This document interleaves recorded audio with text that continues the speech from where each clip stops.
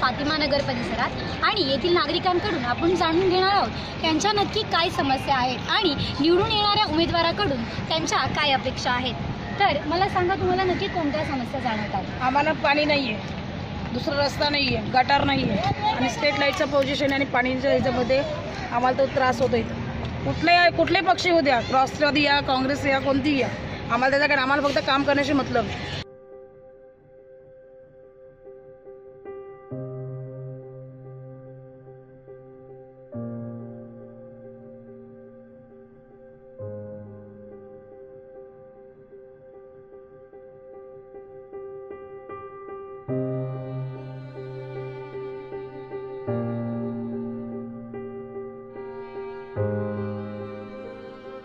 नाही काय ना, आम्ही स्टेशनला जातो, 5-5 रुपये द्यायला लागतात आम्हाला। काय काय लोक आमच्या घरात जागा नाही, तुम्ही बांधलं नाही, आम्ही बाहेर तर बांधायला पाहिजे ना लोक, आणि काही सोय करत नाहीत।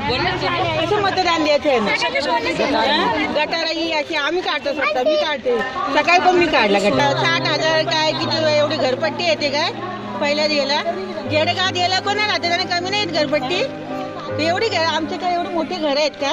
समस्या तर खूप आहेत, पण त्याचे निवारण करायला कोणच येत नाही।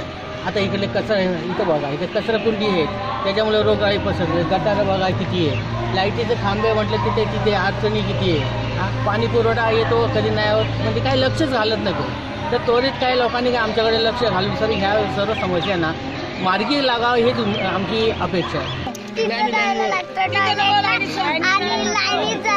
लाईनीत गाड्या बिड्या येतात, आम्हाला खूप भीती वाटते, गाडी वेडी येईल। घरपट्टी आम्हाला पक्की पाहिजे, गटार पाहिजे आणि रोड पाहिजे, बस दुसरं काही नाही। हे आमची समस्या पुरा करा। आम्हाला घरपट्टी पण नाही ना, आमच्या गटार पण तसेच पडले, अजून एवढे निवडून येतात तरी काही हे नाही, सुधारणा नाही आम्हाला। फातिमा नगर इथे राहते, इथे मुलांना खेळण्यासाठी गार्डन सुद्धा नाही आहे आणि पोरांना लाईनीमध्ये टॉयलेटसाठी जायला लागतं, तर टॉयलेटची सोयसुद्धा इथे पाहिजे। गटारं पण इथे नीट नाही आहेत किंवा रस्त्याचं पण उपलब्ध नाही आहे, तर त्यासाठी थोडंसं तरी काहीतरी लक्ष दिलं पाहिजे, हीच माझी विनंती।